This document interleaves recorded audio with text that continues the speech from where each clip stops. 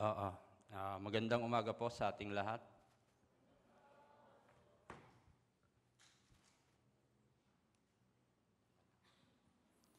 Ngayong umaga, buksan po natin ang ating Biblia sa John chapter 13. John chapter 13, verse 13. Tinatawag ninyo akong guro at Panginoon at mabuti ang inyong sinasabi sapagkat kung ako nga na Panginoon at guro ay naghugas ng inyong mga paa, kayo naman ay nararapat ding maghugasan ng mga paas ng isa't isa sapagkat kayo'y binigyan ko ng halimbawa upang gawin naman ninyo ayon sa ginawa ko sa inyo.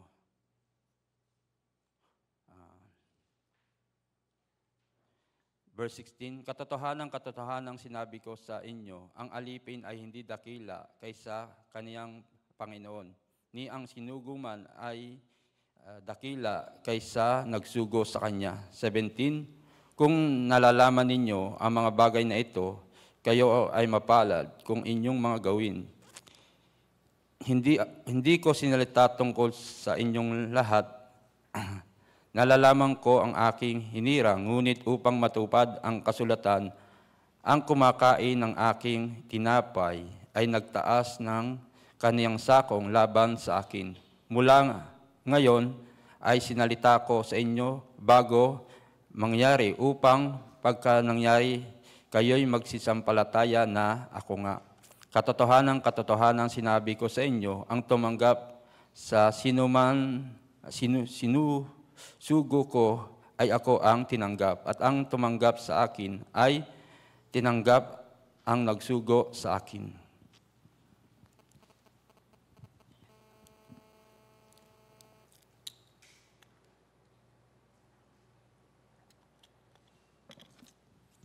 Magandang umaga po ulit sa ating lahat. By the way, ako nga pala si Pastor Jose Ricarte Gulilaw mula po sa Malay-Balay, Bukidnon. So medyo malayo, di po ba? So the reason why na andito po ako ngayon, nung last July o June, ako po ay nabiyaan na pumunta po ng Japan, MEST. And then inisip ko, pagkatapos ng Japan, dahil malapit na rin po yung WordCamp, sayang naman kung babalik pa, di ba? Extra pamasahe. Kaya nagtanong ako sa lingkod ng Diyos, sabi niya, tingnan natin. Pero nung kami nakabalik na dito sa Pilipinas, sabi ng lingkod ng Diyos ay mag-stay na lang, hintayin na lang yung ganitong WordCamp. So habang wala pong WordCamp, hindi pa masyadong busy, ako po ay nabiyaan sa pagpunta o pagbisita sa iba't ibang lugar, sa iba't ibang church din. Nung unang linggo, ako po ay pumunta sa Baguio. And then, nung sumunod na linggo, pumunta naman kami sa Bulacan para bisitahin yung mga kapatiran natin doon. Tapos, nitong linggo, ako naman ay kasama ng isang sister din, tapos kami ay nagpunta ng Naga. Kasi doon sa Naga po, meron po tayong church din, and then merong missionary na galing ng China. Pero itong missionary na to ay hindi nila alam na ito ay galing sa Good News Mission Kasi pag nalaman nila, sigurado siya din ay tatanggalin. Kaya kailangan niyang magpanggap. Madali po ba magpanggap? Di ba mahirap po magpanggap? Magpanggap na masaya, pero malungkot. Di ba? Mahirap. Kaya habang ako din naandoon, nakita ko na mahirap yung buhay niya. Kasi ako within 1 week, ako din nagpanggap Alam niyo kung paano? Parang akong may script na sinusunod. Script. Kaya ang pangalan ko, sabi niya, ano ba ang gagamitin mong pangalan? Di ba may pangalan naman ako? Bakit kailangan ko pang gumawa ng iba pang pangalan? Kaya noon, naisip ko, dahil yung buo kong pangalan ng Jose Ricarte, ginawa kong Joseph. Tapos, yung surname, ginamit ko yung surname ng mother ko, kaya Joseph Alano. Yun yung ginamit ko, Joseph Alano. Kaya ako rin, habang nagpapakilala, kahit saan man ako pumunta, ang pangalan ko ay Joseph Alano. Pero hindi ko nakasanayan yung pangalan na ito Joseph Alano. Kaya minsan din pag nagsasalita ako, accidentally, nababanggit ko yung pangalan ko.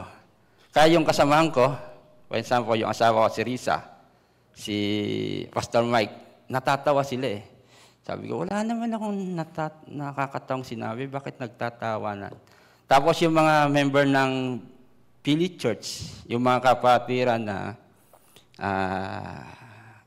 member ni Pastor Mike, kapag nababanggit yung tunay kong pangalan, alam nyo nangyayari sa kanila, lumalaki yung mata nila Ano nangyayari? Kaya pag bababa ko ng stage, alam mo sinasabi, Pastor, bakit? Nababanggit mo yung tunay mong pangalan. Ganon. Kaya ako din, sa puso ko, ang hirap pala magtago. Di ba? Ang hirap magpanggap.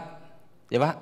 Magpanggap. So, 1 week, ganito yung nangyari And then, doon din sa pinag-i-stayan namin, merong isang simbahan, and then meron ding isang eskwelahan. So, every morning, kami rin nagkakaroon ng morning devotion. Di ba sa atin, dito rin meron tayong morning service. Doon naman, tinatawag nila itong morning devotion, kung saan nagbabasa kami ng aklat. Isang aklat, nung naabutan namin doon, Jeremiah Kaya ako rin madalas na ganitong nagpapaliwanag. Ako yung madalas na nagsasalita para yung ebanghelyo ay gusto ko ring maiparinig sa kanila. Pero, ang masaklap, alam nyo, pag tinapos namin itong morning devotion, saan natatapos? Sa panalangin Sa panalangin. Ano yung panalangin nila? Ano yung panalangin nila? Yung Ama namin? Ama namin? The Lord's Prayer ba yan? Tama ba? Kaya ako din, hindi komportable the Lord's Prayer. Di ba? Ano ba yung nababanggit doon? Yung salita? Ama, patawarin niyo po kami. Kaya, minsan hindi na kami umaatin Hindi na kami umaatin. Pero kapag kami umatin, alam niyo nangyayari, nagkakaroon kami ng interview. Pastor, saan kayo galing? Saan nga ba ako galing? Hindi ko maitago yung Sabi ko, galing po ako sa isang church. Pero hindi ko magamit yung Good News Mission Church Good News Mission, hindi ko magamit. Kaya ang ginamit ko ay United Evangelical Baptist Church, Caloocan. Doon po ako galing. Kaya saan ka graduate? Kailangan pang graduate. Kailangan pang mag-graduate. Kaya sabi ko, naalala ko, may script na binigay sa akin Alam nyo kung saan ako graduate? PCU. Philippine Christian University. Magkaklase kami ni Pastor June. Saan ba yung PCU? Nakita ko lang yung PCU malapit sa Women University, di ba? Yung PCU. Kala ko, lulusot na ako Alam niyo, sabi sa akin, Pastor, pwede ba makuha yung certificate nyo? Certificate? Magsasalita na lang ako, kailangan pa ng certificate. Kaya hindi ko alam kung paano lusutan. Kasi dapat, bago ako pumunta doon, magpapagawa ako ng certificate kay Pastor JR. Pero ang schedule ko dapat, Friday ba? Pero sabi ni Pastor Nam, sige, umalis na kayo. Kaya Wednesday, umalis na kami. Kaya nakalimutan ko yung magpagawa ng certificate. Kaya during that time, hinahanap ako ng certificate ng elder Elder ng simbahan. Kaya wala akong maipakita. Kaya sabi ko, Elder, hindi ko na po naisip yan kasi galing po ako ng Japan Kailangan po bang dalhin ang certificate papuntang Japan? Kaya hindi ko na po naisip yan. Kaya yon, medyo nakalusot ako eh. And then, nagkaroon po kami ng evangelical meeting doon eh. And then, dinala kong pangalan. Alam niyo kung ano? Good News Mission, hindi. Alam niyo kung ano? IMEI. Kaya ako galing sa IMEI. Kaya nung nakita nila ito, ano ba yung IMEI? Ano yung IMEI? Kaya pinaliwanag ko yung anong ibig sabihin ng IMEI. International Mind Education Institute.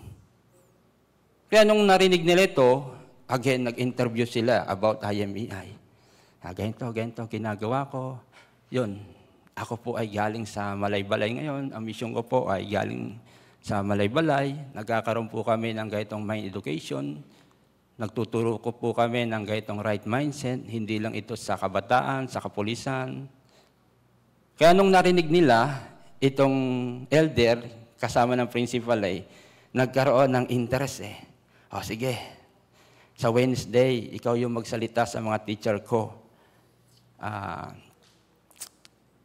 Para turuan ng mind education, itong mga teacher namin eh. Kaya doon, nagsalita ako eh. Kaya ako rin habang nagsasalita, kasi narinig ko, itong mga teacher doon ay parang hindi sila nagtatagal. Parang kumukuha lang ng experience. Di ba? Kumukuha lang ng experience and then pagkalipas ng ilang taon, 2, katagalan na 2 taon eh. And then sila ay lumilipat. Kaya doon, nagsalita din ako about sa IMEI. Kaya habang ito rin nakita ko, dahil di ba sa Malaybalay, ako din ay teacher. Hindi lang po ako preacher, ako din ay teacher sa mga eskwelahan.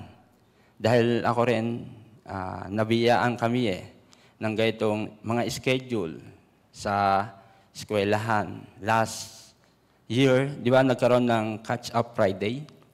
Yung mga eskwelahan, tinatawag itong Catch-up Friday. Kaya ako rin, nabiyaan na mag-conduct ng my education every Friday. And then sa mga pulis din, nagkakaroon ng ganitong my education. Kaya habang ito po ay nakita ko, and then nung ako rin nasa Naga, sa panahon na to, kasi ito rin po yung nilecture ko sa kanila, kailangan pa po ba, sa tutuusin sa panahon na to, yung mga estudyante, kailangan pa po bang pumasok o hindi na? Sa palagay ninyo. Kung gustong matuto ng isang estudyante o ng isang bata, kailangan pa bang pumasok o hindi na? Sa palagay ninyo, sa panahon na to. Kaya sabi ko sa kanila, actually sa mga panahon na to, yung mga bata, kung tutuusin ay, hindi na kailangan pumasok. Alam niyo kung bakit? Kasi kung buksan nila yung cellphone nila, yung laptop nila, kung gusto nilang malaman ang isang bagay, madali lang. Tama? Madali lang nilang malalaman. Sa pamagitan ng ganitong laptop, computer, madali nilang malalaman. Tapos sa panahon na to, meron pa bang pumupunta sa library? O display na lang? Di ba sa taas po may library tayo? Nagbabasa ba kayo o tambayan nyo lang yung mga Lincoln? Tambayan nyo o library? Di ba maraming books? Pero maraming mga tao ngayon, hindi na rin nagbabasa ng libro. Diba? So, sa panahon na to, kung gustong matuto ng isang tao, hindi na kailangan pumasok pa. Tama? Hindi na kailangan pumasok pa. Kasi buksan mo lang yung internet, o yung laptop, yung cellphone. Agad-agad, makukuha mo yung gusto mong malaman. And then, especially nowadays, di ba, meron tinatawag na AI? AI? Kahit anong itanong mo sa AI, di ba, nasasagot? Di ba? Pero, yung mga estudyante, ano ba ang dahilan bakit kailangan pumasok? Ano ba pagkakaiba ng ganitong technology sa eskwelahan? Alam niyo ang dahilan? Kasi sa eskwelahan, may guro. May tagapagturo. Tama ba? Pero kung itong guro din, mawalan ng puso. Kung ganon, ano ba ang pinagkaiba nila sa machine? Tama? Ano ba ang pinagkaiba nila sa machine? Wala na silang pinagkaiba. Kaya kung itong puso mawala din sa mga teacher, anong dahilan bakit sila pumupunta sa school? Alam niyo ang dahilan? Dahil sa 1530. Alam niyo 1530? Ano yung 1530? Sweldo. Di ba? Sweldo na lang. Kaya kung ito ay mawala, yung mga teacher din, yung mga guro, ano ang pinagkaiba nila sa machine? Basta na lang sila ganitong nagtuturo. Di ba? Kaya ito po yung kita ko, ako rin habang nagkakaroon ng ganitong my education sa mga eskwelahan, ito po yung napansin ko.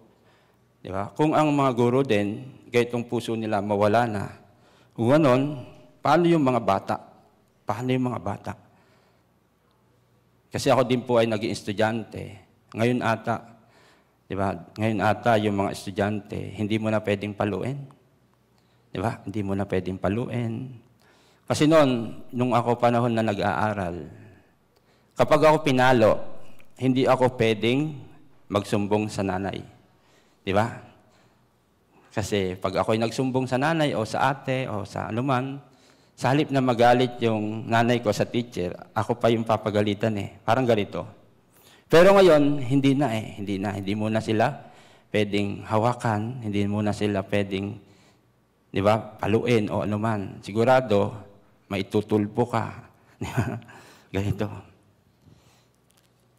Kaya ito po yung parang nilecture ko sa kanila eh. Pero alam nyo, haba ako nagsasalita, yung isang pastor, meron pa kasi isang pastor doon eh. Sabi niya, IMEI. IMEI ka, di ba? And then alam niyo, nakita niya, sino itong si Reverend Nam? Si Reverend Nam. Sino yung Reverend Nam? Ayan po yung founder ng aming IMEI dito po sa Pilipinas. And then nagulat pa ako. Kung ganon, member ka ng IYF, di ba? Ako, konting-konti na, di ba? Pakonti-konti na. Member din po ako. Ito po yung aming youth organization. Pero, hindi na po ako youth. I am a lecturer. So, hindi po ako involved sa youth. Involved po ako sa IMEI. Kaya, ganon. And then, binuksan niya yung IMEI. Meron siyang nakita eh. Yung mga post natin nung nakaraan. Pag pala kayo nag-i-event, sumisingil kayo ng 3,500. Talaga nag-aanap ng butas, di ba? Kaya sabi ko, syempre po, bakit? Nung dito po, nagkaroon kami ng event sa Naga, inarkila po namin ang cinema. 3 days. Hindi sila nag-operate. Kung ganon, saan sila kukuha ng kita? And then, yung pagkain nila, t-shirt nila. Di ba, nakita nyo po dyan. Di ba? And then, ano ba? Certificate, t-shirt. And then, meron po kaming binibigay na isang libro worth 750. Ito po yung dahilan kung bakit kami meron ganitong registration fee. And then, mula sa ibang bansa, kami po ay nag-iimbita ng ganitong mga speaker. Kaya dito po nanggagaling sa 3,500. Ito po yung pinambabayad namin. Kaya, yun. Ewan ko kung nakalusot ako. Kaya, di ba hindi kami magkakilala ni Pastor Mike? Paano mo naging friend si Pastor Mike? Siyempre, friend siya ni Pastor Peter, kaya friend ko si Pastor Peter, friend ko rin siya. Di ba? Friend kami eh. Sabi niya, pwede bang makita yung profile mo sa Facebook? Patay. hindi ko na alam kung paano lulusod doon eh. Pwede bang makita yung profile mo sa ganitong Facebook? Di ba? Kaya nung oras na yon, tumayo ako, time then, continue, lecture, and then, pagkatapos ng lecture, meron pa siyang pinakita sa akin yung mga picture. Sino to mga to? Sino to? Ang dami. Sabi ko, yan po yung mga na-invite po namin na mga speaker na galing Korea. Nagulat siya. Bakit iisa lang yung pinanggagalingan nyo? Good News Mission. Hindi ko alam. Hindi ko naman alam, sabi ko. Koreano sila, ako ay Pilipino. Paano ko malalaman? Kaya, nahalata ko si Pastor Peter ay lumabas na Kaya ako din lumabas na. Ibig sabihin, itong mga tao ay naghahanap ng butas Di ba, butas? And then yun niya, sabi sa akin, nasan yung iyong certificate? Kaya pinaliwanag ko, actually, ako po ay, bukod sa PCU, ako po ay nag-training sa Korea, 3 months training about my education. Gusto niyo makita? Gusto ko niyo makita?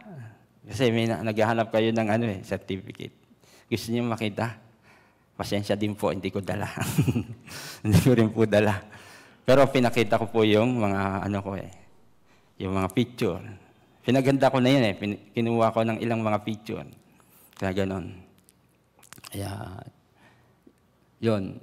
Ako din habang nag-i-stay doon, di ba? Sa puso ko rin, ang hirap pala na ganito magpanggap. Di ba? Mahirap. How come yung nagmi-mission doon? Ako nga, sa loob ng 1 linggo, nahirapan ako Nahirapan. Kaya pag mga kapatiran yung mga kaharap ko, nagiging malaya ako. Hindi ko na kailangan magtago. Di ba? Hindi ko na kailangan magtago kung sino ko, kung saan ako galing. Di ba? And then kung ano ko. Naalala ko rin haba ako nagsasalita nung evangelical meeting. Kung kilala niyo si Pastor Piano, habang ako nagsasalita, napalingon siya Meron siyang ginagawa during that time. Narinig niya itong salita, "Behold, the Lamb of God who takes away the sin of the world." Kaya pagbanggit ko noon, napalingon siya. Bakit? Kanina ba ito narinig? Kanina kaya ito narinig? Nung siya umaten sa Korea then narinig niya ito rin kay Pastor Mike. Kaya sabi niya, "Kayo ba related ni Pastor Mike?" Related ba kayo? Kasi halos parehas yung pinapangaral niyo Ewan ko kung paano. Ito rin nakalusot. Kasi tanong niya lang, Pastor Mike. Di ba? Kaya ako rin nagpasalamat habang ito po ay nakita ko. Di ba? Dahil ako rin, kahit na ganitong tao, nabiyaan na tumayo sa harapan nila. Tumayo sa ganitong mga uri ng tao. And then na-meet din mga businessman na mga Chinese habang ako din nag-stay sa Naga o sa Pili. Maraming nakilala mga businessman na Chinese. Alam niyo po ba ang turo ng mga Buddha? Alam niyo ang turo ng Buddha? Kasi ako po, tulad na nabanggit ko nung last time na ako rin naging speaker, madalas ako rin po ay nakikinig ng mga mensahe ng ibang church. For example, yung mga sikat na church. For example, hindi ko lang kung pwede magbanggit. Basta yung mga sikat na church na nakikinig din po ako ng mensahe. Alam nyo, hindi para matuto sa kanila. Hindi para, dahil yung Good News Mission ay may totoong gospel, tama? Kaya hindi ko na kailangan pa na matuto sa kanila. The reason why ako'y nakikinig sa kanila, upang malaman ko kung ano yung doktrina nila. Kasi bilang mangangaral, isang araw sila din ay may encounter ninyo. Kung ganon, kung hindi mo alam ang doktrina nila, paano ikaw magkakaroon ng counter-attack sa kanila? Kasi minsan habang ako din ay nasa Davao, ako din naka-encounter ng Muslim. Pero during that time, nakapangikinig ako ng kung ano yung teaching ng Muslim Kaya yun din, dahil narinig ko na to, nagkaroon ako ng counter-attack sa kanya. Kaya ito yung dahilan kung bakit ako din nakikinig. Pero ang hindi ko napakinggan, yung aral ng Buddhist. Hindi ko nakalimutan ko yung aral ng Buddhist, hindi ko napakinggan. Kasi hindi ko naman naisip na isang araw ako din makaka-encounter ng mga tao na ganitong naniniwala sa Buddha. Kaya ako din habang naandoon, narinig ko sa kanila kung paano itong mga Buddhist. Alam niyo kung paano? Mula pagkabata, sila daw ay tinuturuan na maging mabuting tao. Mabuting tao. And then mula bata, sila daw ay tinuturoan na huwag magsinungaling. Pwede ba yon? Yung tao ba, pwede na hindi magsinungaling? Kaya habang kinakausap ko sila, kaya ikaw ba, nagsinungaling o hindi? Sabi nitong tao na to, ay hindi. Mula pagkabata, hindi ako nagsinungaling. Kaya pinakita ko yung Biblia sa kanya eh. Diyos ka pala. Sabi ko, Diyos ka pala. Kasi sino lang ba ang tapat? Diyos. Yung tao, sinungaling. Kaya sabi mo, hindi ka nagsinungaling. Kung gano'n, ikaw ay Diyos. Kaya doon, napaisip din siya eh. Napaisip siya. Di ba? Kaya ako din, habang naandoon, sobra din ako nagpasalamat dahil kahit sa ganito mga uri ng tao, pwedeng magsalita, pwedeng ipangaral itong ebanghelyo. Di ba ito lang naman yung taglay-taglay natin? Sa akin din, sa buhay ko, ano ba yung pwede kong parang ipagmalaki sa buhay? Alam nyo, nung ako ay nag-stay doon, sa lahat ng Chinese na nakausap ko, isa lang ang bilin sa akin ni Pastor Peter eh. Sabihin mo yung amazing story mo. Sabihin mo yung amazing story mo. Kaya ako din nagsasawa na eh. Yung amazing story ko, yun na lang nang yun yung sinasabi ko. Yun na lang nang yun, yung amazing story ko. Kung paano yung buhay ko na iba sa pamagitan ng ganitong ebanghelyo. Kaya wala naman akong ibang sasabihin, kundi yung ebanghelyo na tinanggap ko, kung ano yung tinanggap ko, yun ang sasabihin ko sa mga tao. Tama ba? Ito lang naman yung pwede kong sasabihin sa kanila. Pero kahit ganoon, marami mga tao ang ganitong nagbukas ng puso sa ganitong, kala ko yung istorya ko, sa akin lang walang parang wala namang halaga. Pag narinig yung istorya ko, parang wala namang halaga. Pero habang ito rin ay sinasaysay sa mga ganitong tao, sila din ay nagbubukas ng puso. Nagbubukas ng puso unti-unti. Especially yung isang Chinese businessman na tumutulong sa atin doon, sa pagbibisyon natin doon. Even though na hindi naman siya, parang hindi naman ganun talagang alam pa itong ebanghelyo. Pero kahit gano'n, yung puso niya ay bukas bukas. Alam niyo, sabi niya sa akin, kasi bago po kami umuwi, kami po ay bumisita sa kanyang properties. Kala ko, pag nakita niyo siya, hindi niyo isipin na ganitong kayaman siya. Kaya bago kami umuwi, ipinasyal kami sa kanyang farm. Yung unang farm, alam niyo kung gaano kalaki? 16 hectare. 16 hectare. Nung una, sabi namin, sama natin si Sister Rory para ma-experience na ito. Buti na lang, di namin sinama. Kasi nilakad namin Nilakad namin yung 16 farm.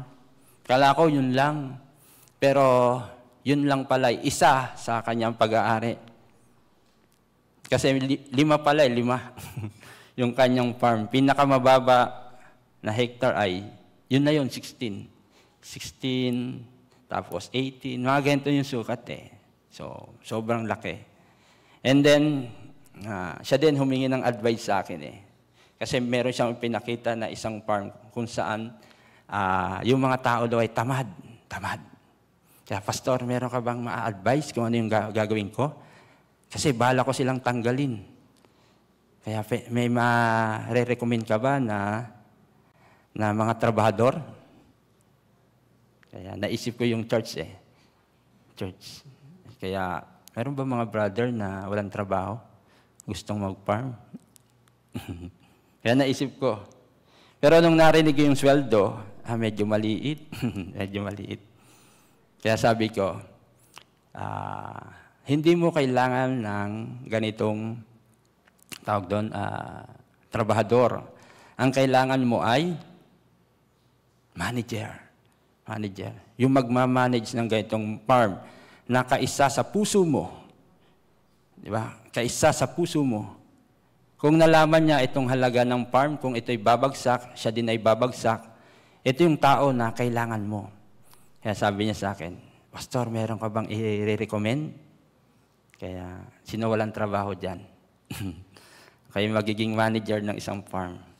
Siyempre, sa una daw, mababa lang yung sweldo eh. Pero kung makita niya itong tao, kasi doon meron siyang in-example sa akin eh. Meron siyang isang business pa, yung tiles. Ito ay pinaubayan niya na sa isang kanang kamay niya. Kanang kamay. Kaya sabi niya sa akin, hulaan mo, Pastor, kung magkano yung sweldo nitong taong ito. Sabi ko, 80? Ay, una muna, 60? Higher. 80? Higher. 100? Higher. Alam niyo magkano sweldo niya isang buwan? 120. 120. Tapos, binili niya ito ng kotse. Yung kotse niya, 2 million. Pero yung kotse ng kanyang kanang kamay, 4 million. Tapos may bahay, tapos yung gasolina, siya rin na nagbibigay. Kaya kung makita niya itong tao na to, yung pera daw ay walang problema. Walang problema. Kaya ito rin habang nakita ko, ako din sobrang nagpasalamat sa Diyos eh. Di ba kahit first time kami nagkita, pero yung puso niya ay nabuksan eh. Bakit ba ito nabuksan? Dahil wala naman akong ibang pinakita sa kanya, kundi yung ebanghelyo na tinaglay ko, tinanggap ko. Unti-unti yung puso niya ay ganitong nabuksan. Hindi lang siya, kundi marami ding mga Chinese people na naandoon. Wala naman akong naibigay sa kanila o anuman silang tinanggap sa akin. Pero ang kahanga-hanga, yung amazing story na paulit-ulit kong binabanggit sa kanya. Ano ba ito? Itong ebanghelyo na tinanggap ko.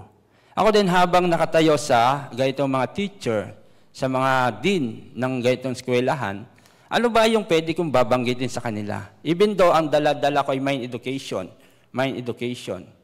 Pero bandang huli, ano ba yung babanggitin ko sa kanila? Walang iba kundi yung ebanghelyo na akin tinanggap. Pero yung mga tao, di ba, madalas, ano ba yung hinahanap nila? Di ba ako, bago din ako tumayo doon, ano ba yung hinahanap nila sa akin? Education background. Meron ka ba nito? Education background? Meron ka bang certificate? Bago ako tumayo, ito yung hinahanap nila sa akin eh. Pero sa atin, importante ba ito? Importante ba? Kaya tingnan po natin sa 1 Corinthians chapter 2 verse 13. Tingnan po natin. 1 Corinthians chapter 2 verse 13.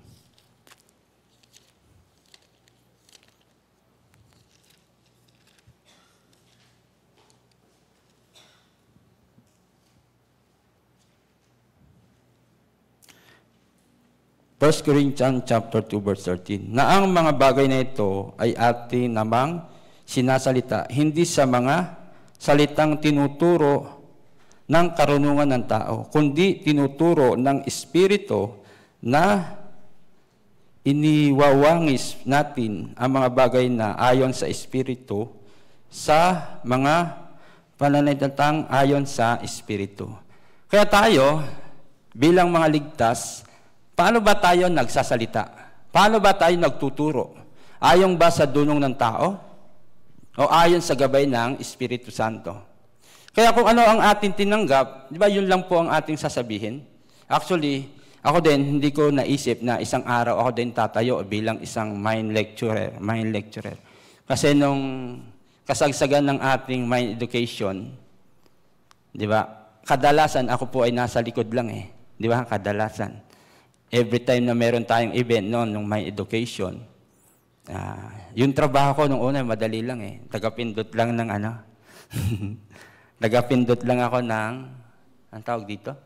Projector. Nakakarating ako ng Cebu, ang trabaho ko lang, tagapindot lang. Di ba, ang dali-dali lang naman. Tagapindot lang ako ng projector. Yan. Pero hindi ko akalain, isang araw, ako din ay tatayo. Sa mga teacher, sa mga estudyante, sa mga pulis, para ganito magbigay ng lecture sa kanila. Pero bago ako nakatayo sa kanila, kanino ko ba ito natutunan? Actually, the reason why ako din nakatayo and then nakapagbigay ng ganitong lecturer, hindi iba, kundi ito rin natutunan ko sa loob ng iglesia. Sa pakikisama sa lingkod ng Diyos, kasi ako din madalas po na mula nang nagkaroon ng Word Camp sa Davao, hindi na po ako nakabalik ng Luzon. Kadalasan, ako ay kasama ni Pastor Cho. Nung una, naiinip ako iinip. Kasi pag si Pastor Cho nag-lecture, di ba sa Luzon, pag meron po tayo may education, merong invited guest. Ilang lecture ba ang kailangan pag tayo may education? 6 ba o 9? 9 o 6? Hindi ko na matandaan Di ba? Kaya may iba't ibang lecturer. Pero sa Mindanao, isang tao lang yung mag-lecture Isang tao lang. Mula simula hanggang matapos itong araw, isang lang tao. Si Pastor Cho lang. Pastor Cho. And then next day, Pastor Cho lang. Kaya madalas din kami na naririnig ko itong wine lecture Pero, noong una, parang binaliwala ko lang Pero dahil sa pasama-sama sa ganitong mga gawain, unti-unti, yung sinasabi ng lingkod ng Diyos, unti-unti, ito rin na-adapt ko na-adapt. Kaya kadalasan yung ginagawa ko lecture, galing sa lecture ni Pastor Cho, kadalasan. Di ba itong mga bagay na ito ay natutunan ko. Hindi sa iba. Hindi pwedeng matutunan sa ganitong eskwelahan, hindi pwedeng matutunan sa anumang lugar. Di ba ito ay natutunan sa loob ng iglesia, pagsama-sama sa lingkod ng Diyos. Pero yung mga tao, sabi sa versikulong ito, sila daw ay nagsasalita ayon sa karunungan ng tao. Tama? Once na ang tao tumayo sa harapan nila, dapat graduate sa ganito, graduate sa ganyan. Pero tayo, once na tayo tumayo sa ganitong mga tao, ano ba ang dala-dala daw natin? Ano yung gabay ng Espiritu Santo? Doon tayo magsasalita. Tama ba? Doon tayo. Sabi dito, tingnan natin, kundi itinuturo ng Espiritu na iniwawangis natin ang mga bagay na ayon sa Espiritu sa mga pananalitang ayon sa Espiritu. Sa pamagitan ng Espiritu Santo na sumasa atin, doon tayo nagsasalita. Hindi ayon sa karunungan ng tao. Tama ba? Hindi ayon sa karunungan ng tao. Kaya, hindi ko alam nung narinig ninyo ang guest para sa Sunday service. Ako, hindi ko alam kung ano yung nangyari sa puso nyo. Si Pastor Juan, nagsasalita. Kaya siguro yung iba hindi na umaten. Kasi wala si Pastor Nam Alam nyo, nung ako po ay mission school, ang kasabayan ko dito ay si Brother Juho. Nung ako ay naligtas, ang GNC dito ay si Brother Juho. Magkasabay kami. Nung ako ay mission school pa, second floor pa lang, natutuwa ako pag walang umaaten. Natutuwa ako. Pag walang tao noon, tuwang-tuwa ako, salamat, walang tao, walang kapatiran na umaten. Bakit? Kasi noon, during that time, yung mga mission school, huling kakain. Bawal kami na makipagsiksikan. Pag kami nauna, sigurado, hindi ka makakain. Sisigawan kami. Hoy, nauna pa kaysa! Kaya, tatambay muna kami doon sa hagdanan. Kapag wala ng tao, wala nang nakapila, doon pa lang kami, pipila. Pero pag pila namin, sabaw na lang sabaw. Sabaw. Kaya nakakalungkot, di ba? Ang tagal mo, yung expectation mo versus reality, iba. Di ba? nag-iisip ka, kasi noon, bibihira lang ako makatikim ng karne eh. Kaya Sunday lang. Sunday lang. Kadalasan, yung tanim ni Brother Tony. Kaya every Sunday, yun lang. Pero pag maraming umaten, sabaw lang. Sabaw lang. Pero kahit na, okay lang. Kaya pag konti, mas natutuwa ako eh. Sigurado, may natira para sa amin. Ganito eh. Natatawa si Sister Rory, no? Kasi dati, mabait si Sister Rory eh. Siya yung ating tawag doon, sabi ni Pastor Nam, Mother Teresa. Minsan, sabi niya sa amin, yung mga brother, doon kayo dumaan sa likod. Meron na nakahanda. Kasi alam niya, baka kami mabusan. Kaya yun. Kaya natatawa siguro. Di ba, hindi ko alam sa puso ng iba nung nalaman ganito, si Pastor nasa Korea. Siguro mas pinili nilang mag-Zoom. Di ba? Mas pinili nila. Kaya marami pong salamat sa mga umaten ngayong oras. Kahit ako lang po yung speaker, dumating po kayo. Thank you po. Di ba? So, di ba yung mga tao, once na tayo tumayo, lagi nilang tinitingnan kung sino ba itong taon to, kung saan ba galing ito. Tama ba? Kadalasan ganito yung tinitingnan nila. Kaya kung sa tingin nila itong tao, mas magaling sila, agad-agad na binabaliwala. Pero yung karunungan na tinataglay natin, tayo nagsasalita daw, ayon ba daw sa karunungan ng tao, ayon sa gabay ng Espiritu ng Diyos. Kaya, ako din, kapag humarap sa mga tao, ano ba yung pwede kong sasabihin? Ano ba pwede kong maipagmamalaki? Alam nyo, sabi niya, every time na tumayo ka, your amazing story, sabihin mo. Kaya ano ba yung amazing story ko? Yung bahay namin nabahaan, yung nanay ko namatay, yung tatay ko namatay, ako nakasaksak. Amazing story. Paulit-ulit, amazing story. Pero, bandang huli, paano nabago yung buhay ko? Sa pamagitan ni Jesus. This is my amazing story. Kaya, kasi itong pastor na to, nagtanong ito yung pastor. Ang pumunta po ngayon dito ay itong pastor. Sabi ni Pastor Nam, sige, meron siyang amazing story.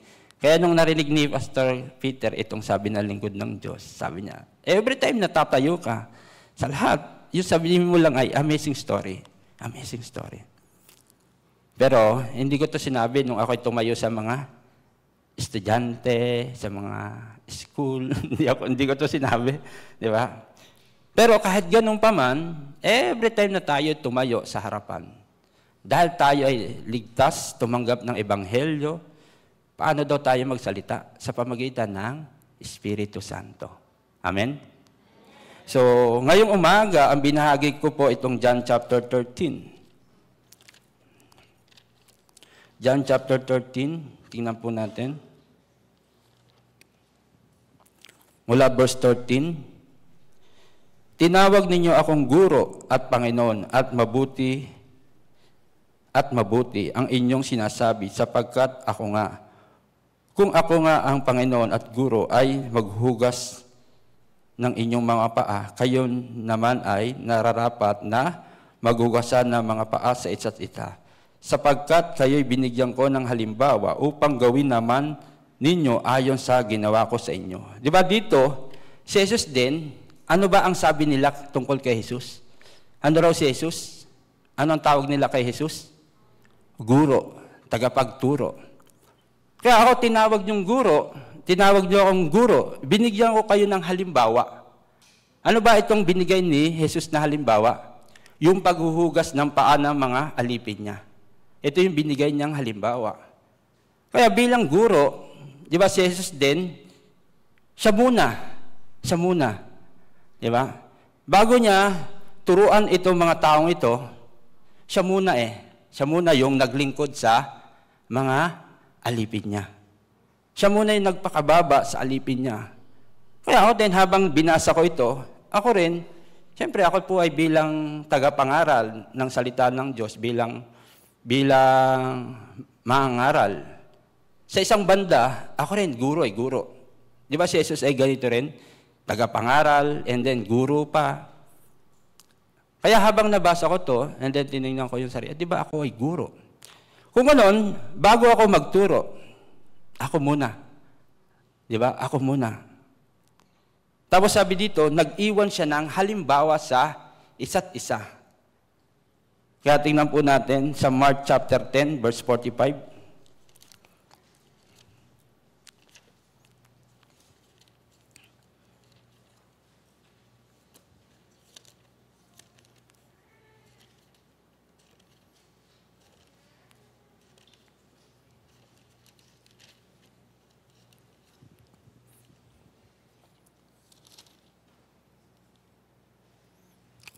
Mark chapter 10, verse 45. Sapagkat ang anak ng tao naman ay hindi naparito upang paglingkuran, kundi upang maglingkod at ibigay ang kanyang buhay na pangtubos sa marami. Kaya dito, ano ba yung halimbawa na binigay ni Jesus sa mga alagad niya? Di ba sabi doon sa John chapter 13, nagbigay siya ng ganitong halimbawa sa mga alagad niya. Kaya ano ba yung puso na ibinigay ni Jesus? Pwede natin makita dito sa Mark chapter 10, verse 45. Ano raw ang sabi ni Jesus doon? Siya daw ay naparito. Ano yung puso ni Jesus? Bilang guro, ano yung puso ni Jesus? Paglingkuran o maglingkod? Diba? Bilang guro, yung binigay niyang example sa mga alagad niya, ganitong ibigay ang kanyang buhay. Isakripisyo, maglingkod sa mga tao. Tama ba? Ito yung puso niya, gusto niyang ibigay sa mga alagad niya. Kung paano magsakripisyo sa iba. Kaya, kung bilang guro, dapat ako muna. Tama po ba? For example, dito po tayo po ay mayroong eskwelahan. Ano yung eskwelahan natin? Ano po yung eskwelahan natin? Lincoln. Sa Lincoln, meron lagi sinasabi sila eh. Ano yun? World best student. From the world best school. Ewan ko yung mga teacher, hindi ko naririnig. I'm English teacher from the Lincoln School. Best school. Best teacher. Narinig niyo ba to? Diba, meron din po dito mga teacher, guro. Diba? Itong Jesus nagbigay ng halimbawa sa mga alagad niya. Bago ito, siya muna. Tama? Siya muna. Marunong magsakripisyo sa iba. Di ba? Guro, ako muna. Ako muna unang gigising. Ako muna. Basta ako muna. Di ba? Ako muna. Ito yung gustong ituro ni Jesus sa mga alagad niya. Tingnan po natin, isa pa. Sa Pilipos chapter 3.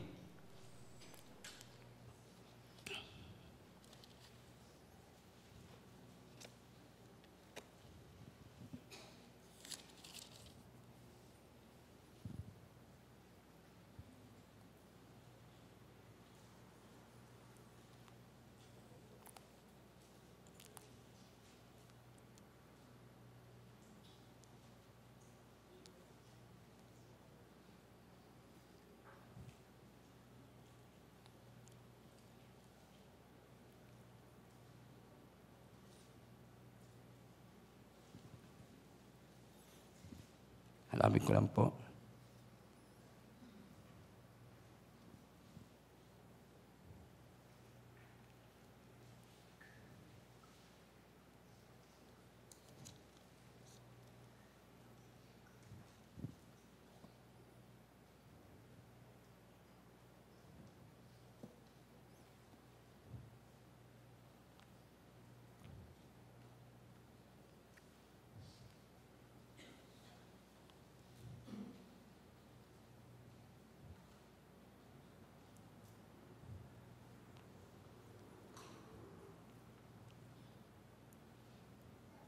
Pilipos chapter 3 verse 17. Verse 16 muna. Lamang ay nagsilakad tayo ayon sa gayon, ding ayos na ating inabot na. Verse 17, mga kapatid, kayo'y magkaisang tumulad sa akin at ramdam ninyo ang mga nagsisilakad ng gayon din, ayon sa halimbawa na nilikha ninyo sa akin. Kaya dito, di ba ito po ay sulat ni Apostol Pablo. Apostol Pablo. Siya din, habang ganitong nagmi-mission, habang nangangaral ng Ebanghelyo, di ba sa ganitong paglakad niya, meron siyang nakitang halimbawa Halimbawa. Sino ba itong nakita niyang halimbawa na to? Walang iba kundi si Jesucristo. Kaya siya din, nung una, itong si Apostol Pablo, nung hindi pa siya ganitong alagad ni Jesus, di ba, siya din ay kontra sa ganitong aral Kaya, anong ginawa niya? Pinatay niya yung mga Kristiyano during that time. Pero isang araw, habang siya papunta sa Damascus, di ba, mayroong isang sinag na dumating sa kanya. Doon, naliwanagan siya Sino ka baga? Sino ka baga? Ako ang Panginoon na iyong inuusig. Mula dito, yung buhay ni Apostol Pablo ay nabago. Kaya nakita niya, ano ba yung lakad ni Jesus? Ano ba yung lakad ni Jesus? Kaya nung nakita niya yung lakad ni Jesus, doon din, lumakad siya ng ganong lakad. Lakad na kung saan pwedeng ibigay yung kanyang sarili, magsakripisyo sa iba. Tama po ba? Tapos, tingnan po natin isa pa. Sa James, Santiago, chapter 5.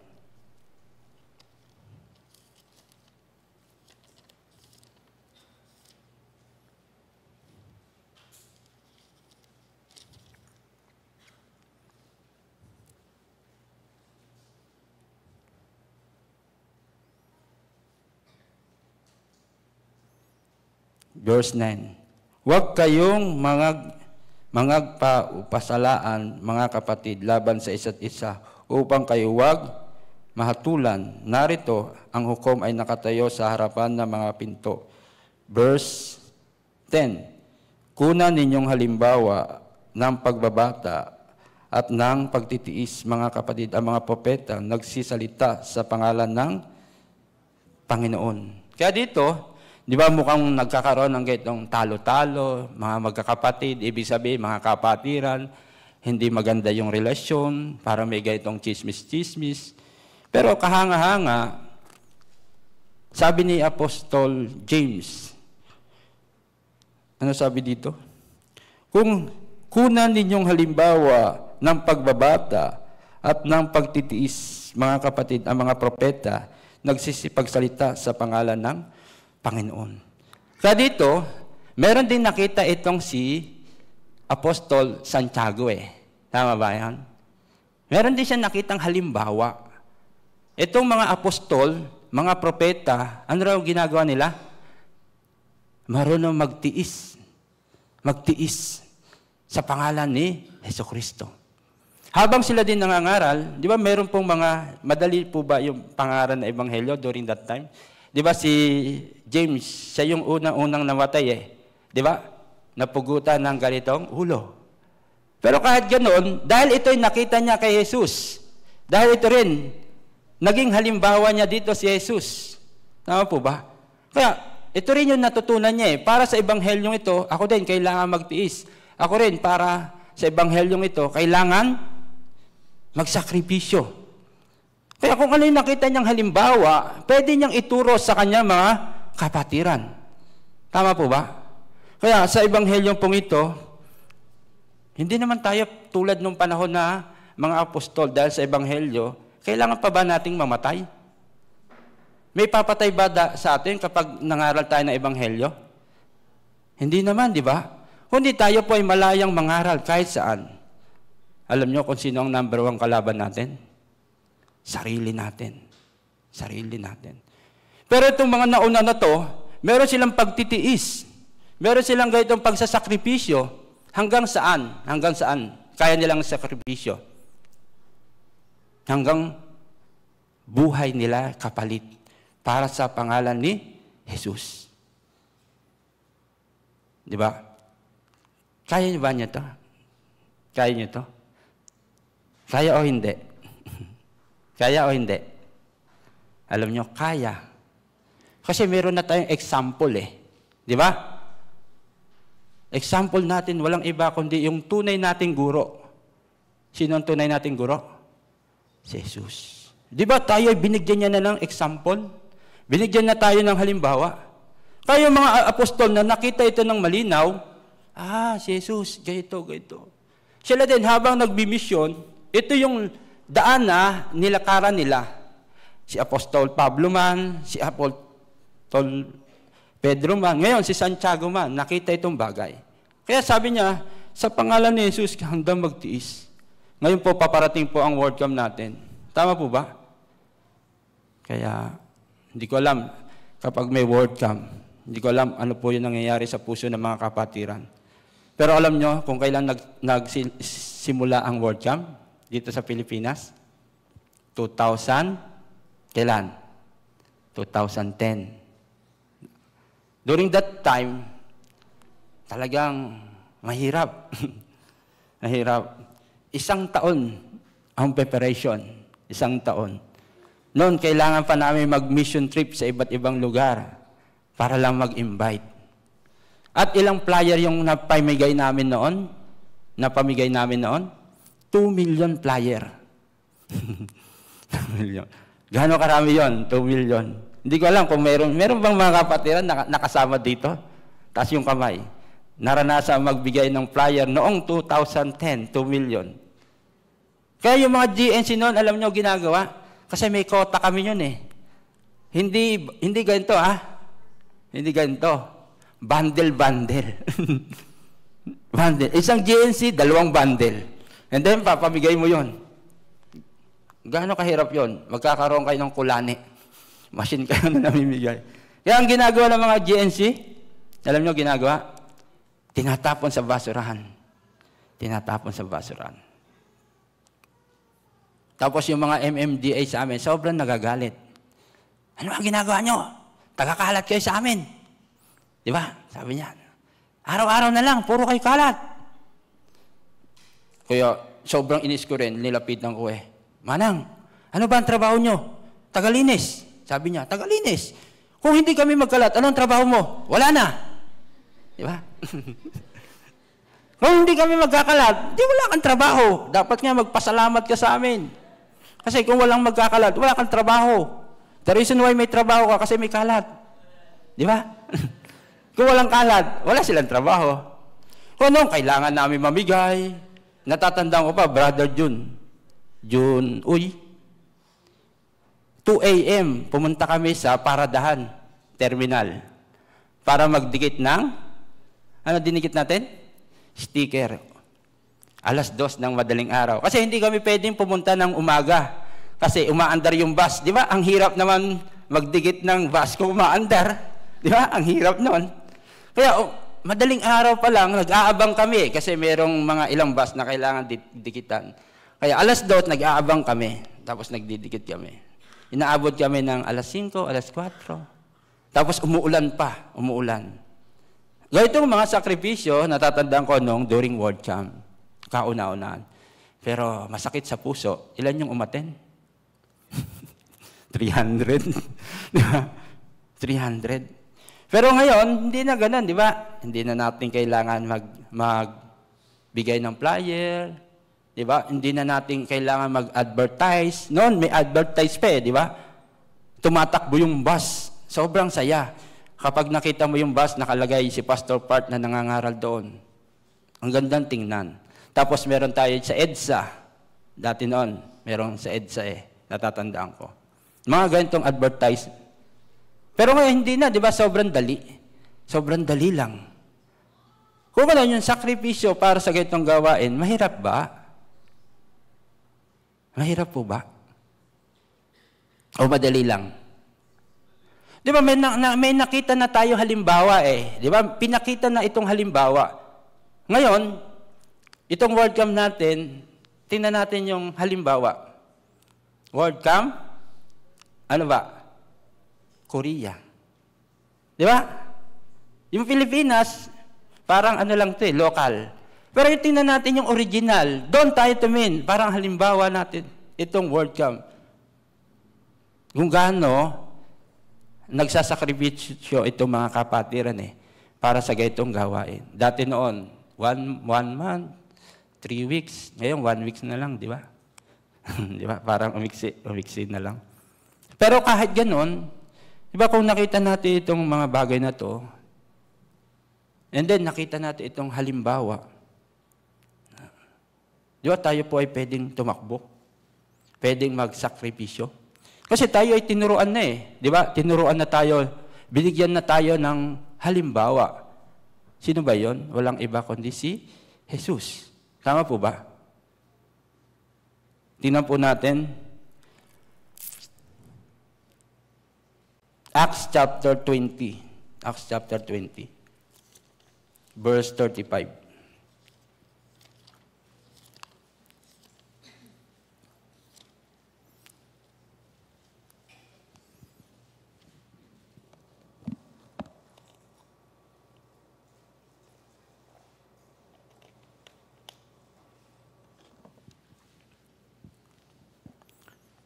Verse 35, Acts chapter 20, verse 25. Nandiyan na po kayo? Basahin po natin ng sabay-sabay. Go. Magbigay halimbawa ko sa inyo sa lahat ng mga bagay na ganitong pagpapagal ay dapat kayong saklahan sa mahihina at alalahanin ang salita ng Panginoon na siya rin ang may sabi. Lalong pang mapalad ang magbibigay kaysa tumanggap. Ano raw yung halimbawa na ibinigay sa atin ng Panginoon?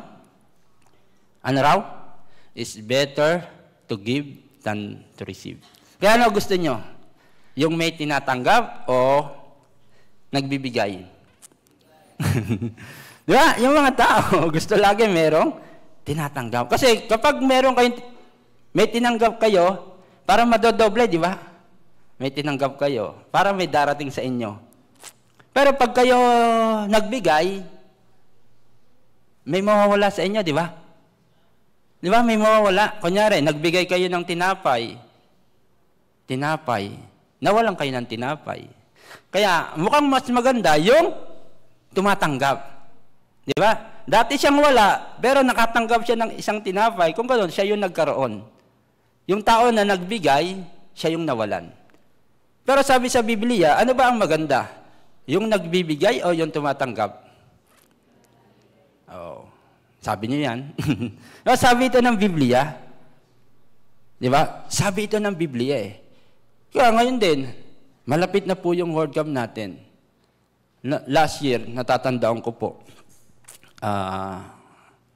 nung tayo po ay nagkaroon ng WordCamp 2024, nung 2023, sabi ng lingkod ng Diyos, bago kami umuwi, kung tayo, bawat local church natin ay magbigay ng 50,000 pesos, kung ganon, yung WordCamp natin ay magiging madali.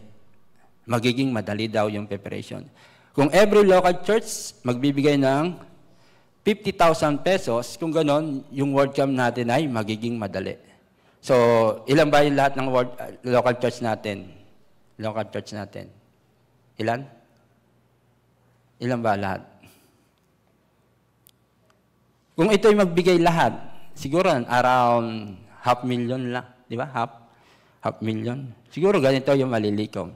Kaya nung ito rin narinig ko, ako rin merong pag-alalang puso Sabi ng lingkod ng Diyos, lahat. Kung ganon, kasama kami.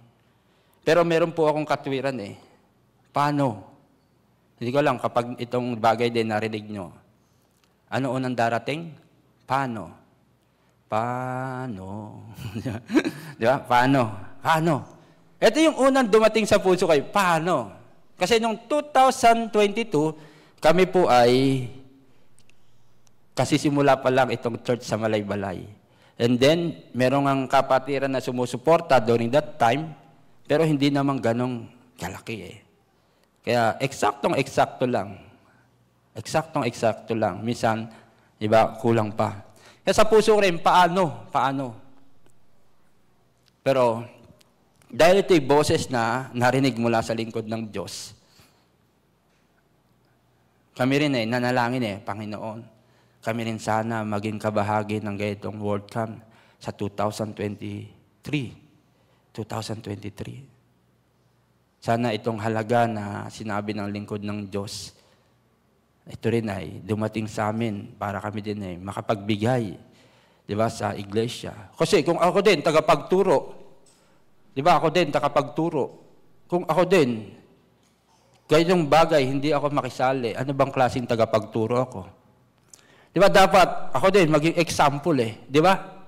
Si Jesus din, tagapagturo, pero bago siya, ganito, siya muna siya muna naging example. Kaya sa puso ko, kami rin sana, kahit ganito yung sitwasyon namin, kami rin sana. Kaya ito rin ay, nanalangin kami. Nanalangin kami. And then, isang araw, kami ay parang nag-report sa lingkod ng Diyos. Kaya sabi niya, kung ganon, sa lahat ng event nyo, kahit minimal registration, kayo kumuha ng registration fee. Registration fee. Kaya yon, sa pamagitan yon, kami rin nakaipon ng ganitong pambigay namin during that time.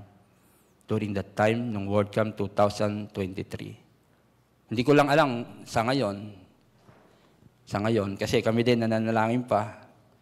Pero ang sabi ng Panginoon, dito sa binasa natin, ano ba mas mabuti? Ano ba ang tinuturo ng Biblia?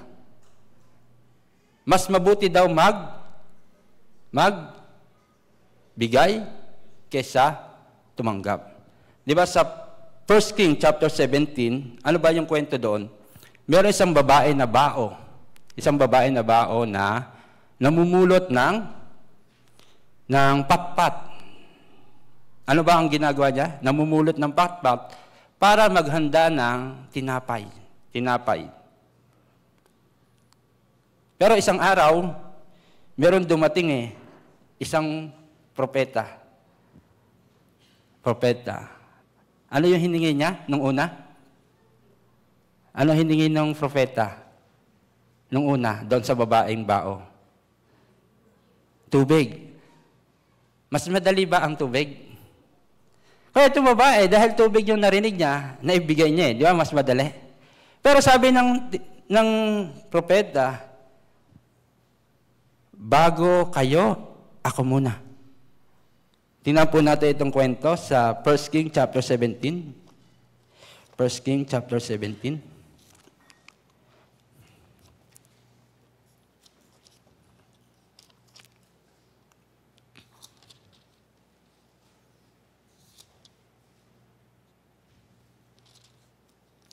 Verse 13 and 14. At sinabi ni Elias sa kanya, huwag kang matakot, yumaong ka, gawin mo ang iyong sinabi. Ngunit, igawa mo muna ako ng munting tinapay at ilabas mo sa akin. At pagkatapos ay gumawa ka para sa iyo at para sa iyong anak. Diba, itong tinapay na hinahanda niya, para kanino ba to? Para kanino? Para sa kanila Pero kung isipin natin na mabuti, gaano ba ito kalaki? Maliit lang Kasi 2 pirasong patpat lang. Pwede nang maluto itong tinapay. Ibig sabihin, itong tinapay na hinahanda nila, hindi ganong kalaki. Kasi sapat na yung 2 patpat lang tama ba? Pero ang kahanga-hanga, walang awa Sino yun?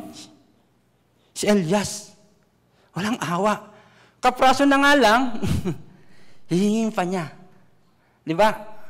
Kung titingnan natin, walang puso itong si Elias. Di ba? Kapraso na nga lang, isusubo na lang doon sa anak, and then pagkasubo sa anak, anong gagawin? Mamamatay na raw sila. Pero ang kahanga-hanga, sabi ni Elias ay, bago mo gawin yan, ibigay mo muna sa akin. Di ba? Parang walang puso itong si Elias. Bago nyo pambayad ng kuryente nyo sa bahay, ibigay nyo muna sa World Camp. Parang ganito. Di ba? Parang ganito. Ako din pumunta ng Japan. Meron din ako mga plano para sa ganitong pera. Alam nyo, una kong plano, bumili ng konting lupa. Kasi nangungupahan lang kami, di ba? Ang kailangan namin ng lupa eh. Kaya kahit konti, kasi mura lang naman yung lupa sa Malay-Balay eh. Pero yun nga lang, wala kayong kapitbahay. Pero at least meron lupa. Kaya gusto ko sana ilaan sa ganung bagay. O di kaya, bumili ako ng service motor. Kasi wala kami service eh. Every time na pumupunta kami sa mga eskwelahan, sa mga government official, lagi yung tanong sa akin eh, Sir, ano yung sasakyan nyo? Na-traffic. Bumibili pa. Ganito eh. Kaya sana, gusto ko sana eh. Pero isang salita dumating, sumama kayo sa Japan, kayong mag-asawa. Kaya habang kinumpute ko ito, nako, yung iniisip ko, hindi ko na maaari pang bilhin. Di ba? Hindi ko na maaari pang bilhin. Di ba itong propeta na to, mukhang walang puso eh. Walang puso. Salit na, unahin yung anak. Di ba tama na unahin yung bata? Kawawa. Di ba kung titingnan natin, si Elias walang puso. Maliit na bata, pagkakaita mo pa ng pagkain. Tama ba yon? Kung kayo mayroong bata sa inyong bahay, ibibigay nyo na doon sa anak nyo, kukuhanin pa ng iglesia. Tama ba yon? Di ba parang ganito eh, di ba? Parang ganito, kukuhanin pa ng lingkod ng Diyos. Parang, ano ba yung puso nito? Ano ba yung puso ng lingkod na ito? Pero ano ba ang sabi dito? Sa binasa natin, ano daw ang mas mabuti? Ano ba mas mabuti? Magbigay o tumanggap? Kaya itong babae na to, tinuturuan siya eh, kung paano magbigay. Kaya nawalan ba itong babae? Tinuturuan itong babae na kung paano magsakripisyo sa iba. Pero nung ito'y tinanggap niya, nagkulang ba siya? Nagkulang ba? Ang kahanga-hanga, itong tinapay ay, sabi dito, verse 14, sapagkat ganito ang sabi ng Panginoon Diyos, ang Israel, ang gusi ng harina ay hindi magkukulang o ang banga ng langis man ay namabawasan hanggang sa araw na paulinin ng Panginoon sa ibabaw ng lupa. At siya yumao at ginawa ang ayon sa sabi ni Elias at kumain ang babae at siya at ang kanyang sambayan ng maraming araw. Di ba itong tinapay, kanino niya inilalaan? Doon sa anak niya. And then pagkatapos nito, ano mangyayari daw? Mamamatay. Pero mula nang tinanggap niya itong puso ng lingkod ng Diyos na si Elias, kahanga-hanga. Sino ang kumain? Sino ang kumain? Sabi dito, ang kahanga-hanga, ang sabi dito ay,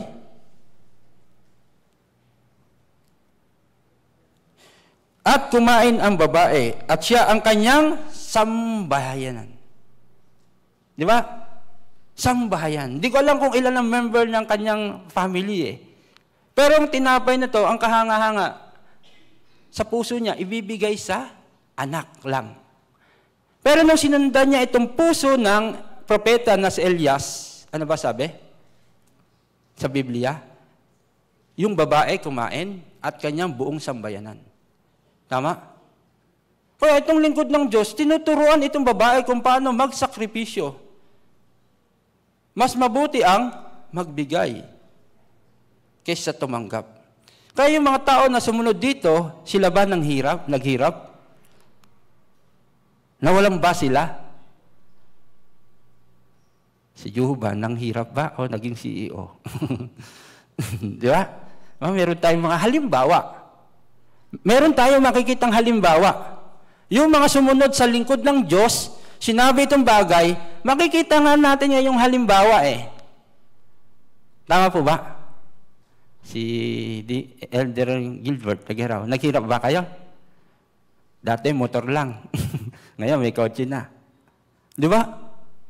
Kung makikita natin itong mga halimbawa ngayon, yung mga sumunod sa ganitong salita, naghirap ba sila? Pero yung mga tao na ayaw sumunod sa halimbawang ito, alam nyo kung sino sila? Alam nyo kung sino sila? Sa John chapter 13, merong isang alagad na hindi sumunod sa halimbawang ito. Sino yon? Sa binasa natin, merong alagad na hindi sumunod Di ba? Binigyan ko na kayo ng halimbawa. Kung ano yung gagawin ko, ito yung gagawin nyo. Marunong magsakripisyo. Marunong ibigay ang buhay sa iba.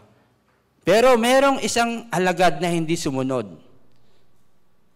Sino yon? Tingnan po natin. John chapter 13.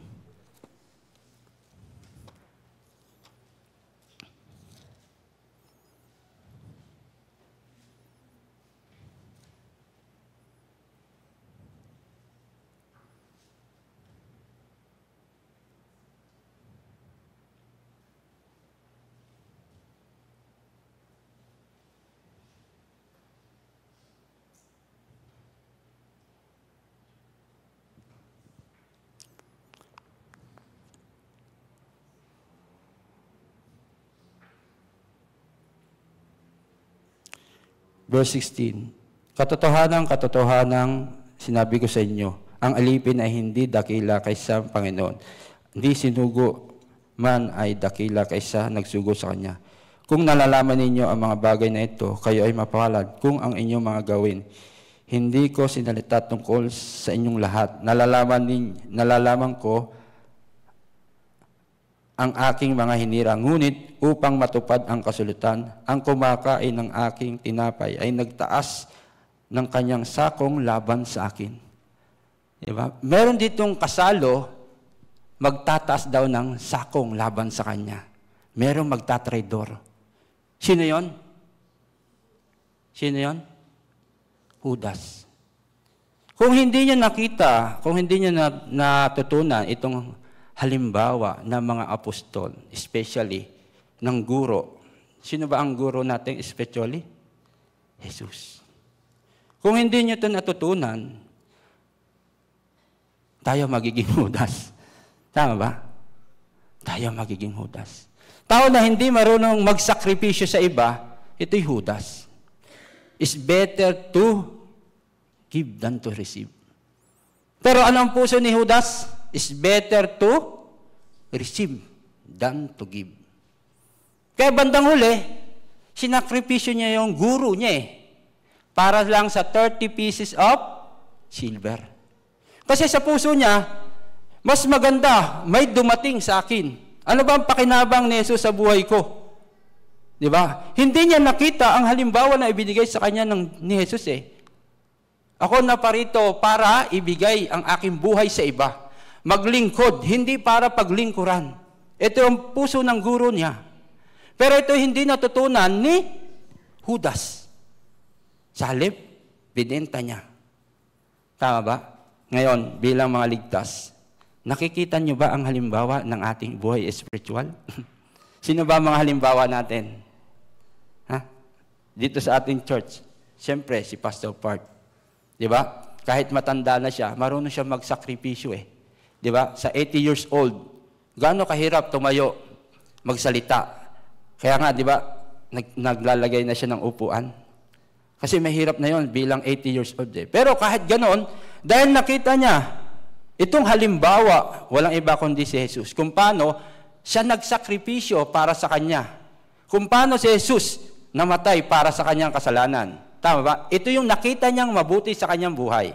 Kaya siya rin, nung tinanggap itong puso, sa ganitong edad, siya ay nagsasakripisyo. Yung mga kapatiran din na nakita itong bagay, siya din nagsasakripisyo sa ganitong gawain sa World Camp. Kasi nakita nila itong halimbawa na to. Tama ba? Dito sa ating Philippine Church, sino ang halimbawa natin? Sino? Si Pastor Nam. Tama ba? Kung ano yung nakita niya sa lingkod ng Diyos, ito'y halimbawa. Anong halimbawa? Nagsasakripisyo para sa iba. Tama? Ito'y halimbawa na dapat nating lakaran. Pero yung mga tao na hindi natutunan itong bagay, alam niyo kung sino sila? Sila si Judas. Isang araw sila din ay magbibetray. Tama? Sa halagang 30 pieces of silver. Tama? So, I hope sa buhay nating pananampalatayang buhay na ito, habang tayo po ay lumalakad sa ganitong buhay, ebanghelyo, marami na po tayo nakitang halimbawa na dapat nating tularan. Di ba? Dapat nating tularan.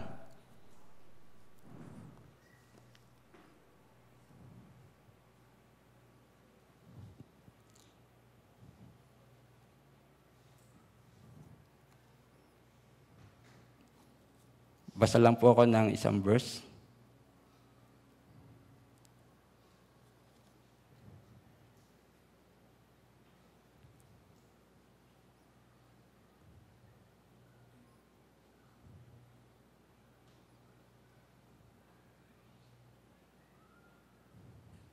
Sa Proverbs, chapter 22.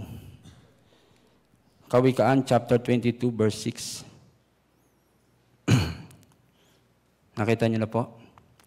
Kawikaan, chapter 2, verse 6. Turuan mo ang bata sa daan na dapat niyang lakaran, at pagka tumanda man siya, ay hindi niya hihiwalayan. Turuan mo ang bata sa daan na dapat niyang lakaran. Kaya, di ba, merong mga may anak, merong gaytong teacher sa atin. Ano po ba ang ituturo natin sa kanila? Ano po ba ang tuturo natin sa kanila? Maging violinist? Maging pianist? Maging magaling sa math? Ito po ba ang Lincoln School na itinayo ng lingkod ng Diyos? Ano po ba ang dapat nating ituro sa mga batang ito? Di ba? Unang-una, ituro itong puso ni Jesus eh. Tama? Itong puso ni Jesus. Itong daan ni Jesus. Paano magsakripisyo sa iba? Tama ba? Paano ang ibigay ang buhay sa iba? Diba? Bilang mga guro, bilang tagapagturo, ano ba ang dapat nating ituro sa kanila? And then bilang isang guro, ako muna maging halimbawa nila. Tama ba? Kasi kung tayo nakikita nila, kung gano'n, tayo ang tutularan nila. Di ba? Pasensya kasi ako Bisaya na ngayon eh. Di ba? Tutularan nila. Si Jesus, bago siya namatay sa krus, nagbigay siya ng example sa mga alagad niya. Of course, mayroong mga estudyante na wala na talagang magagawa. Di ba? Kahit anong turo mo, wala nang magagawa. Katulad ni Judas, di ba? Pero tayo muna maging halimbawa sa kanila. Di ba si Jesus bilang guro, siya muna nagpakababa. Ginawa itong paglilingkod sa kanyang mga alagad. And then, nang ito'y natutunan ng mga alagad niya, Apostol Pedro man, Apostol Pablo man, si James man, ito rin ay nilakaran nila. Kasi nakakita na nila itong halimbawa kay Jesus. Sana tayo din habang nasa buhay pananampalataya, tingnan natin yung halimbawa. Tama? Tayo po ay binigyan niya ng halimbawa na dapat nating lakaran. Sino ba yung tunay nating halimbawa? Walang iba kundi si Jesus. Di ba? Kung paano niya ibinigay yung buhay niya, isakripisyo para sa atin. Kung nakita natin ito ng malinaw, tayo din pwedeng lumakad sa ganitong lakad na marunong isakripisyo.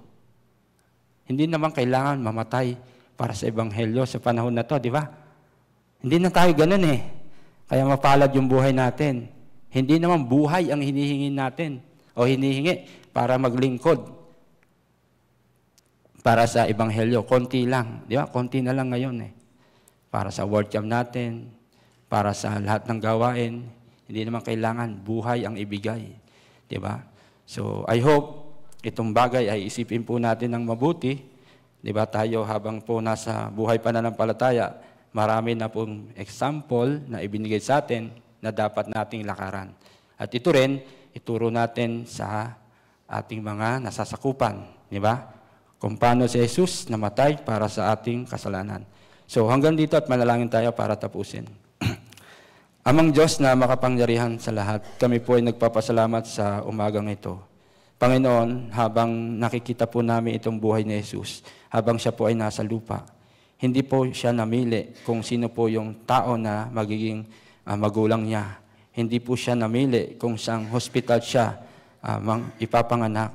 Hindi siya namili kung ano yung buhay na kanyang dapat bubuhayin sa mundong ito.